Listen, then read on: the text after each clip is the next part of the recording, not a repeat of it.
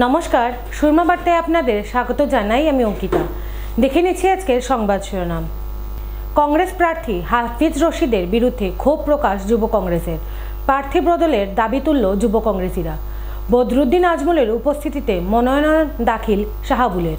করিমগঞ্জে 2 লাখের অধিক ভোটে জয়ী হবার দাবি আজমলের।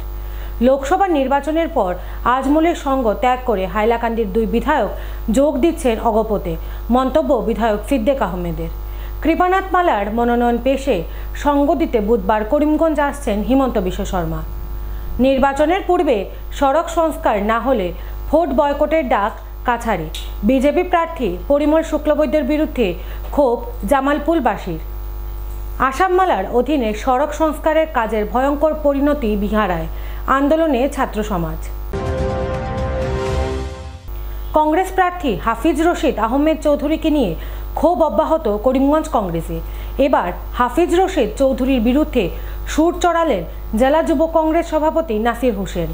জেলা যুব কংগ্রেস সভাপতি সহ 6 ব্লক কংগ্রেস সভাপতি সাংবাদিক সম্মেলন করে স্বদলীয় প্রার্থীর বিরুদ্ধে ক্ষোভ উগরে দেন তারা। অতি সত্বর হাফিজ রশিদ আহমেদ চৌধুরীকে পরিবর্তন করে অন্য কোনো প্রার্থীকে দলীয় মনোনয়ন দেওয়ার আর্জি করিমগঞ্জ যুব কংগ্রেসের। হাফিজ রশিদ আহমেদ চৌধুরীর অহংকারী মন্তব্য দলীয় কর্মীদের মনোবল ভেঙে দিচ্ছে বলে মন্তব্য করেন যুব কংগ্রেসীরা। মাইমাল মুসলিম সম্প্রদায় নিয়ে তার মন্তব্য কংগ্রেসকে বিপদে ফেলেছে বলে মন্তব্য করেন তিনি। সেই জন্য মনোনয়ন দাখিলের অন্তিম 2 দিন বাকি থাকতে প্রার্থী পরিবর্তন করার দাবি জানায় যুব কংগ্রেসী কর্মীরা। নিজ গৃহেই নানান কোন্দলে জর্জরিত কংগ্রেস প্রার্থী হাফিজ রশিদ আহমেদ চৌধুরী কতটুকু এআইইউডিএফ ও বিজেপির সামনে টিকে থেকে লড়াই দিতে পারেন সেটাই এখন দেখার বিষয়। ভারতীয় জাতীয় কংগ্রেসের প্রার্থী নির্বাচিত হওয়ার 22 দিন হয়ে গেল, কিন্তু হাফিজ রশিদ আহমেদ সাহেব এখনও যুব কংগ্রেসকে কোনো গুরুত্ব দিচ্ছেন না। ওদেরকে সম্পূর্ণ ডিপ্রাইভ করে উনি ওনার আত্মীয়স্বজন ও কয়েকজন কংগ্রেস কর্মীকে নিয়ে কাজ চালিয়ে যাচ্ছেন, যেটা আমরা তীব্র নিন্দা জানাচ্ছি এবং ধিক্কার জানাচ্ছি ওনার এই মন মানসিকতাকে। উনি যখন ওনাকে জিজ্ঞেস করা হয় যে উনি অনেকবার দল চেঞ্জ করেছেন, এবারও লোকসভা ইলেকশনকালে কি আবারও উনি দল চেঞ্জ করবেন, তখন উনি ডাইরেক্টলি বলে দিলেন যে ওটা ওনার ব্যক্তিগত ব্যাপার। তাই এ ধরনের ক্যান্ডিডেটের উপর আমাদের সন্দেহ আছে যে এরা এই ক্যান্ডিডেট কংগ্রেসের টিকিট নিয়ে এসেছেন আমাদের সাথে প্রতারণা করার জন্য। উনি এবার লোকসভা ইলেকশন খেলে যে কংগ্রেসের সংগঠনকে গুরুত্ব না দিয়ে যেভাবে ইলেকশন চালিয়ে যাচ্ছেন, তাতে মনে হচ্ছে কংগ্রেসকে ধ্বংস করার জন্য, করিমগঞ্জ কংগ্রেসকে ধ্বংস করার জন্য কারো তত্ত্বাবধানে উনি ওনার কাজ চালিয়ে যাচ্ছেন। তাই আমি এআইসিসির কাছে এটা আবেদন রাখি যে এই ক্যান্ডিডেটকে অতি সত্ত্বর বরখাস্ত করে অন্য নতুন যে কোনো একজন ক্যান্ডিডেটকে করিমগঞ্জ লোকসভা আসনে দিয়ে দিলে আমরা ওনার হয়ে লড়ে ওনাকে নিশ্চয়ই আমরা জয় আনিয়ে দিতে সম্ভব প্রস্তুত আছি এবং আমরা পারব। বদরুদ্দিন আজমলের উপস্থিতিতে মনোনয়নপত্র দাখিল এআইইউডিএফ প্রার্থী শাহাবুল ইসলাম চৌধুরীর। মঙ্গলবার নির্বাচন কমিশনার মৃদুল যাদবের কক্ষে দুপুর 2 ঘটিকায় মনোনয়নপত্র পেশ করেন এআইইউডিএফ প্রার্থী। সকল বিধায়ক সহ সোনাইর বিধায়ক করিমউদ্দিন বরভূয়াকে সাথে করে নিয়ে শাহাবুলের মনোনয়ন পেশে সামিল হন এআইইউডিএফ সুপ্রিমো বদরুদ্দিন আজমল। এদিন শাহাবুল ইসলাম চৌধুরীর মনোনয়ন দাখিল করার পর এই আসনে 2 লক্ষেরও অধিক ভোটে এআইইউডিএফ প্রার্থী জয়ী হবে বলে উল্লেখ করেন তিনি। আসন্ন নির্বাচনে করিমগঞ্জে লড়াই বিজেপির সাথে হবে। কংগ্রেসকে করিমগঞ্জে পাত্তা দিতেই নারাজ মুসলিমের মসিহা বলে জাহির করাই নেতা। মাইমাল মুসলিম প্রসঙ্গে তিনি বলেন, এই সমাজের কিছু নেতারা প্রথম থেকেই বিজেপির সাথে জড়িত, তাই মুখ্যমন্ত্রীকে খুশ রাখতে দৌড়ে বেড়াচ্ছেন তারা, কিন্তু ভোট দেওয়ার সময় সকলেই তালাচাবির ছবিতে দেবেন। এদিকে এআইইউডিএফ প্রার্থী শাহাবুল ইসলাম চৌধুরী বলেন, তিনি একজন সমাজকর্মী, তাই বিগত 2 দিন পূর্বে যে প্রাকৃতিক দুর্যোগ ঘটেছে সেই দিকে লক্ষ্য রেখে তিনি মনোনয়ন পেশের সময়ের 4000 গাড়ির র্যালি বাতিল করে দেন এবং প্রাকৃতিক দুর্যোগ ক্ষতিগ্রস্ত লোকেদের পাশে দাঁড়ানোর জন্য এআইইউডিএফ কর্মীদের আহ্বান রাখেন। এইবারের নির্বাচনে উনি উনার জিত এক প্রকার নিশ্চিত বলে ঘোষণা করেন। তার লড়াই বিজেপির সাথে বলেও তিনি উল্লেখ করেন। ফর্মালিটি পুরা হয়েছে, ডিসি সাহেবে শপথ লইছে আমার ক্যান্ডিডেটর, বাকি কইছে আমি উকিলক মাতিম, যদি কোনো প্রয়োজন হয় আর কোনো ইনকোয়ারি থাকে আমি মাতি দিম, আর যদি প্রয়োজন হয় ক্যান্ডিডেটকে মাতিম। ইমানই শেষ, ভেরি ইজি। বিজেপির লোক হব, কংগ্রেস কোনো পিকচারতি নাই, বিজেপির লগত টক্কর হব আর আমার ক্যান্ডিডেট জিকিব, কমসে কম 2 লাখ ভোটে জিকিব। सबसे बड़ा रुपया, बाप बड़ा ना भैया, सबसे बड़ा रुपया। पैसा से बड़ा बड़ा पत्थर पिघल जाता है। तो हेमंत बिश्व शर्मा साहब जब पैसा देंगे, लोग पैसा लेंगे। आप लोग देखिए, बहुत पैसा लेंगे, बहुत पैसा लेंगे। चीफ मिनिस्टर साहब दिल खोल के बैठा देंगे।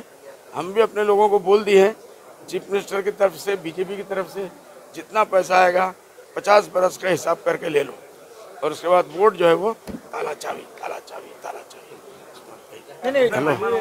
এইসকলৰ কিছু প্ৰতিনিধি আছে ভাল মানুহ, বিজেপিৰ আগৰ পৰা মেম্বাৰ আছে, এইটো ক'ব বোলে আমি 100% দি দিম, নহ'লে হেমন্ত চাহে পইচা দিব নেকি? সেইকাৰণে এইসকলে পইচা ল'ব, ভোট ইউনিয়ন। এইটোতো আমাৰ কেণ্ডিডেটে দিলে ভেণ্ড, কেণ্ডিডেটে দিলে, CM-এ যদি দিয়ে, CM তো কেণ্ডিডেট নহয় না, দিব পাৰে। এটা আমিও তো কৈ আছো ইলিগাল, যে কোনো মানুষে পয়সা দি যদি ভোট কিনে এইটো ইলিগাল। এই CM হোক আর যি হোক, আমি যদি এনেকুৱা কোনো অথেন্টিক খবৰ পাওঁ, আপোনালোকে কোনো অথেন্টিক রেকর্ডিং পায়, আপোনালোকে দেওক, আমি ইলেকশন কমিশনত যাম, প্রয়োজন হইলে আমি সুপ্রিম কোর্টও যাম। টাইম 30 বছর আগে, 30 বছরে একটা জেনারেশন শেষ হয়েছে। আমার প্রথম প্রতিক্রিয়া হবে যে আমি অত্যন্ত আনন্দিত। গত পরশুদিন আমি একজন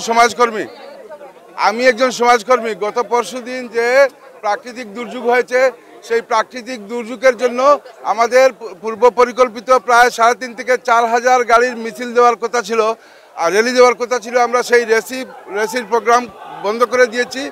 এরপরে আমি আমার ইউডিএফ কর্মীদেরকে বলে দিয়েছি যে যারা ক্ষতিগ্রস্ত হয়েছে সেই ক্ষতিগ্রস্ত লোকদের পাশে থাকার জন্য। বিজেপি লগত কন্টেস্ট হব, আর 2 লাখ মান ভোটে আমি জিতব। 2 লাখের উপরও। লোকসভা নির্বাচনের পরই হাইলাকান্দিতে আজমলের 2 বিধায়ক এজিপিতে যোগদান করবেন বলে মন্তব্য বিধায়ক সিদ্দিক আহমেদের। ক্ষমতাসীন জোটের প্রার্থী কৃপানাথ মালাকে জেতাতে ভোট ময়দানে চষে বেড়াচ্ছেন বিধায়ক সিদ্দিক সহ তার অনুগামীরা। কংগ্রেস প্রার্থী হাফিজ রশিদ আহমেদ চৌধুরী বসন্তের কোকিল, তিনি জনগণের জন্য কোনো কাজ করেননি, শুধু নির্বাচন আসলেই দেখতে পাওয়া যায় তাকে। এমনকি তিনি জীবনেও ভোট রাজনীতিতে জয়ী হবেন না বলে মন্তব্য বিধায়ক সিদ্দিক আহমেদের। এছাড়াও তিনি বলেন, বদরুদ্দিন আজমল বরাক সফরে আসলেও কোনো লাভ হবে না, কারণ লোকসভা নির্বাচনের পরে সিদ্দিকের হাত ধরে হাইলাকান্দির 2 বিধায়ক এআইইউডিএফ ত্যাগ করে অগপতে আনুষ্ঠানিকভাবে যোগদান করবেন। করিমগঞ্জ লোকসভা আসনে এবার সংখ্যালঘু ভোট 3 ভাগে বিভক্ত হবে, 40 থেকে 50% পড়বে বিজেপির ঝুলিতে, এমনটাই দাবি করেন রাজ্যের প্রাক্তন মন্ত্রী সিদ্দিক আহমেদ। করিমগঞ্জ আসনে ন্যূনতম 1 লক্ষ ভোটের ব্যবধানে জয়ী হবে বিজেপির মনোনীত প্রার্থী কৃপানাথ মালা বলে দাবি তার। দক্ষিণ করিমগঞ্জ কেন্দ্রের মইনাবাজারে আয়োজিত সভায় বিধায়ক সিদ্দিক আহমেদ কংগ্রেসের বিরুদ্ধে বিষোদগার করে নানা বঞ্চনার বিরুদ্ধে ক্ষোভ উগরে দেন। এদিকে বান্দরকোনা ও মইনা জিপির কংগ্রেস থেকে নির্বাচিত সভাপতি আব্দুল বাচিত এবং শামীম আহমেদ তাপাদার কংগ্রেসকে প্রত্যাখ্যান জানিয়ে ব্যক্তি সিদ্দিককেই আস্থা প্রকাশ করে সিদ্দিক আহমেদ যে দলে যাবেন তারাও সেই দলের হয়ে কাজ করার অঙ্গীকারবদ্ধ হন। রাজ্যের নানা প্রান্তে সরকারিভাবে চালানো উচ্ছেদ ইস্যুতে বিগত কংগ্রেস সরকারকেই দায়ী করেন প্রাক্তন মন্ত্রী। তিনি বলেন, কংগ্রেস মুসলিমদের জমির পাট্টা না দিয়ে কেবলমাত্র ভোট ব্যাংক হিসেবে ব্যবহার করে ক্ষমতা দখল করে গেছে। এবার নরেন্দ্র মোদীর নেতৃত্বে এনডিএ 400-র অধিক আসনে বিজয়ী হয়ে পুনরায় সরকার গঠন করতে যাচ্ছে। ফলে কেন্দ্র ও রাজ্য সরকারের বহুমুখী উন্নয়নকে হাতিয়ার করে সবাইকে মাঠে ঝাঁপিয়ে পড়ার আহ্বান জানান তিনি। প্রধানমন্ত্রী নরেন্দ্র মোদী সবকা সাথ সবকা বিকাশ নীতির কারণে সরকারি প্রকল্পের সুবিধা থেকে বঞ্চিত হয়নি সংখ্যালঘুরা, যা কংগ্রেস জমানায় কল্পনাও করা যায়নি। তিনি আরও বলেন, জাতপাতের রাজনীতিতে বিশ্বাস করে না বিজেপি, তাই উন্নয়ন ইস্যুতেই ভোটের ময়দানে অবতীর্ণ হয়েছে দল। সকলের উন্নয়নের লক্ষ্য নিয়ে করিমগঞ্জ আসন থেকে বিজেপি লক্ষাধিক ভোটে জয়ী হবে বলে দাবি প্রাক্তন মন্ত্রী সিদ্দিক আহমেদের। আমি নাম বলবো না, কিন্তু হাইলাকান্দির সামনে যেটা বিধানসভা নির্বাচন আসছে তার আগেই দেখবেন যে অন্তত 2 জন বিধায়কই তারা মানে নিজের দল ছেড়ে তারা এজিপিতে যোগদান করবেন। যারা ক্যান্ডিডেট আছেন, ইউডিএফের ক্যান্ডিডেট আছেন, কংগ্রেসের ক্যান্ডিডেট আছেন। কংগ্রেসের ক্যান্ডিডেট তো আপনি জানেন 2বার উত্তরকর্মী মানে তিনি বিধানসভায় প্রতিদ্বন্দ্বিতা করেছেন।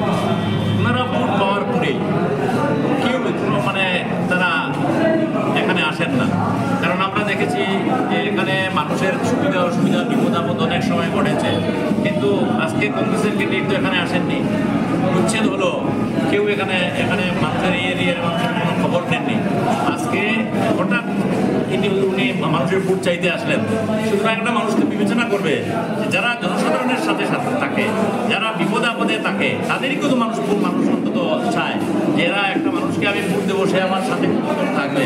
এবং কে যদি সে চলে যায়, সে গুয়াহাটিতে চলে গেল আর মানুষ পেল না, সে ধরনের ক্যান্ডিডেটকে যে যতই যে পজিশনেই থাকুক তাকে মানুষের পছন্দ করে না।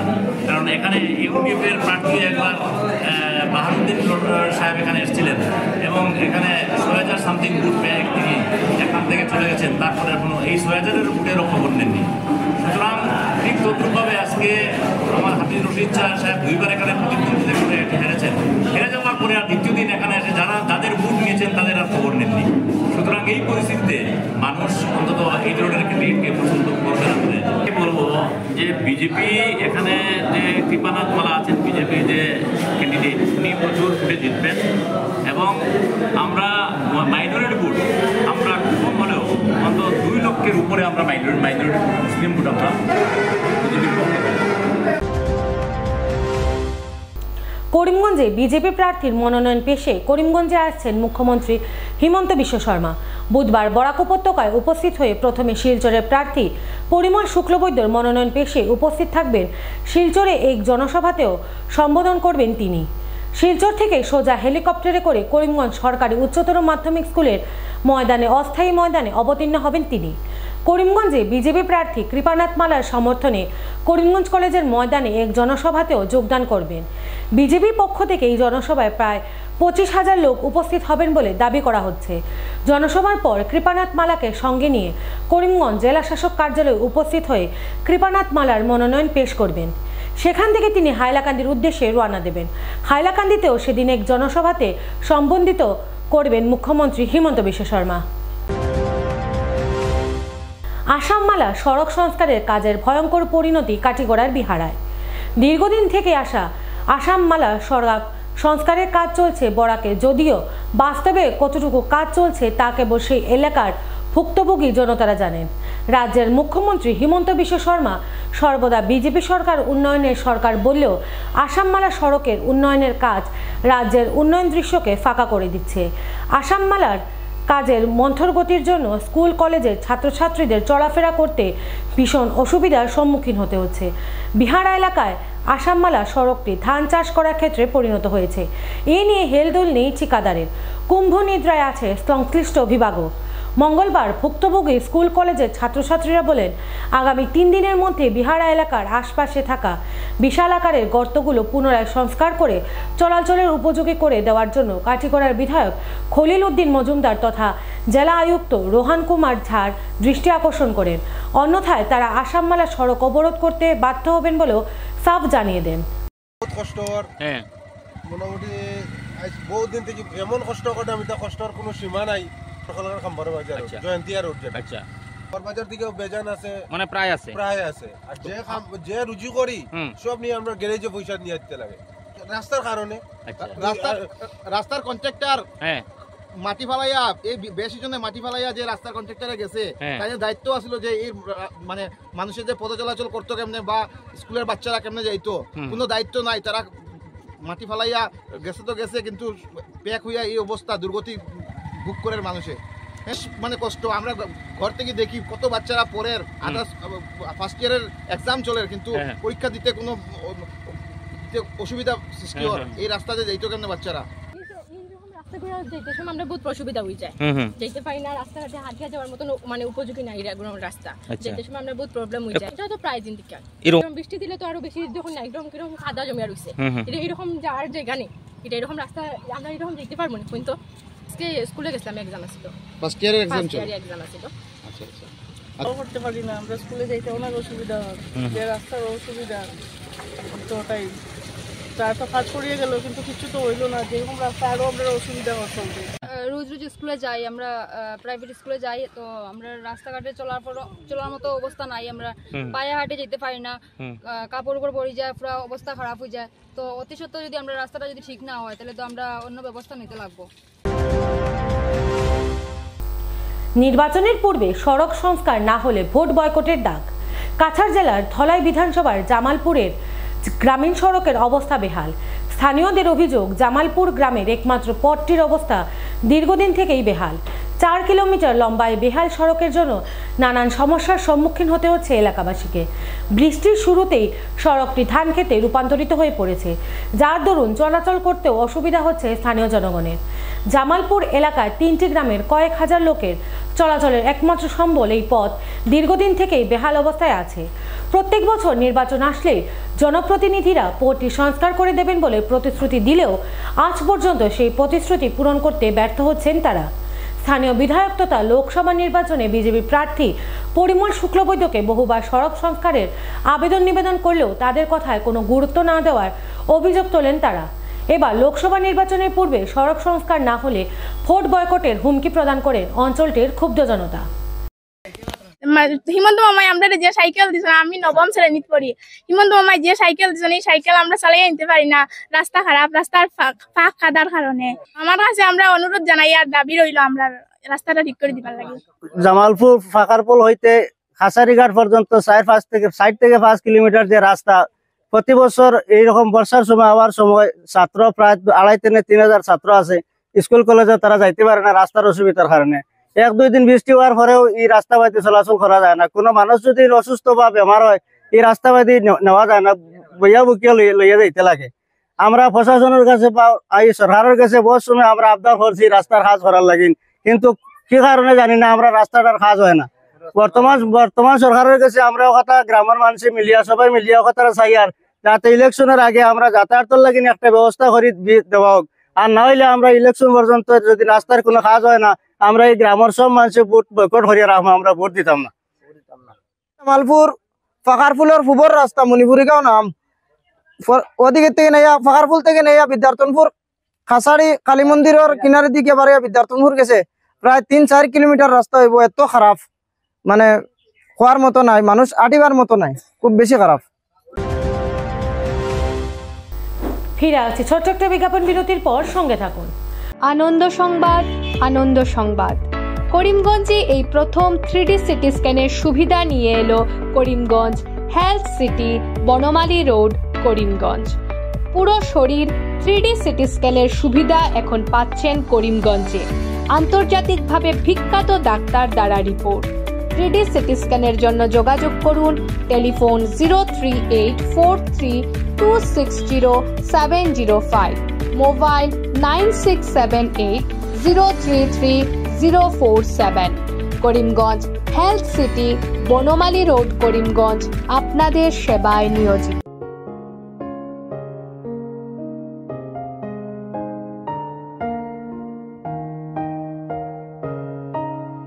চিকিৎসা সেবায় নতুনত্ব নিয়ে হাজির নিউ লাইফলাইন হাসপাতাল। অত্যাধুনিক প্রযুক্তিতে এখানে pinhole surgery, gallbladder, appendix surgery করা হয়। শিলচর মেডিকেল কলেজের সার্জারি বিভাগের অতিরিক্ত প্রফেসর ডক্টর RC শ্যাম সার্জারিগুলি করবেন। তাছাড়া তিনি প্রতি শনিবার বিকেল 3টে থেকে OPD-তে রোগী দেখবেন। রয়েছেন শিশুরোগ বিশেষজ্ঞ doctor Gulzar হোসেনও।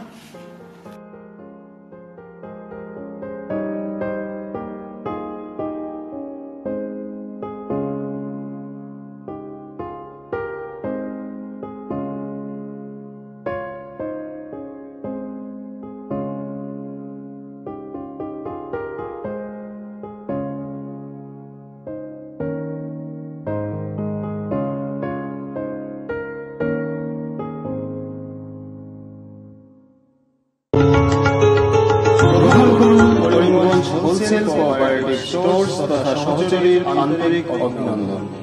Karimganj wholesale cooperative স্টোরসের নিয়ন্ত্রণাধীন স্টেশন রোডস্থ বিভাগীয় বিপণী সহযোগী নতুন উদ্যোগে সমৃদ্ধ হয়ে জনগণের সেবায় এগিয়ে এসেছে।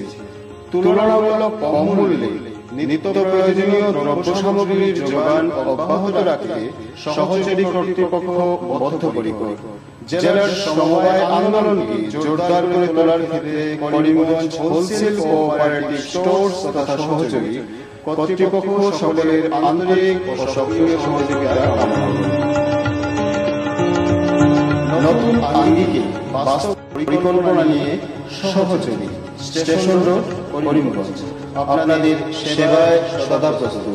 স্বাস্থ্য সংক্রান্ত বিষয়ে খরচের কথা ভেবে চিন্তিত হচ্ছেন? এখন আর চিন্তার কোনো কারণ নেই, কারণ আপনাদের সেবায় এসে উপস্থিত হয়েছে জীবনজ্যোতি হাসপাতাল। এখানে অনেক কম খরচে আপনি পেয়ে যাবেন অনেক অভিজ্ঞ চিকিৎসকদের দল।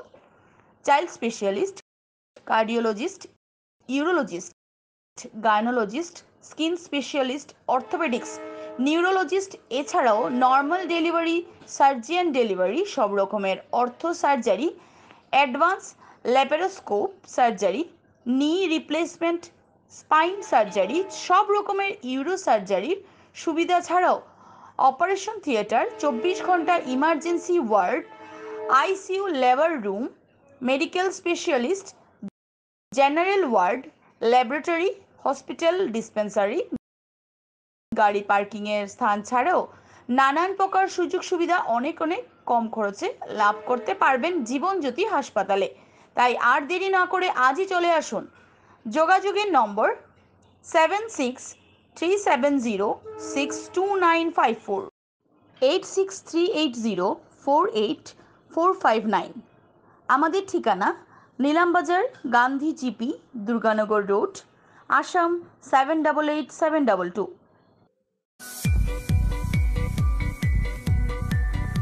Barak diagnostic centre. এখানে digital ECG, digital EEG, digital X-ray, computerise pathology, microbiology, histopathology, colour Doppler, sonography ইত্যাদি করা হয়। আমাদের প্রতিষ্ঠান প্রতিদিন সকাল 7টা থেকে রাত্রি 9টা পর্যন্ত খোলা থাকে। প্রতিদিন সকাল 8টা থেকে সোনোগ্রাফি করা হয়।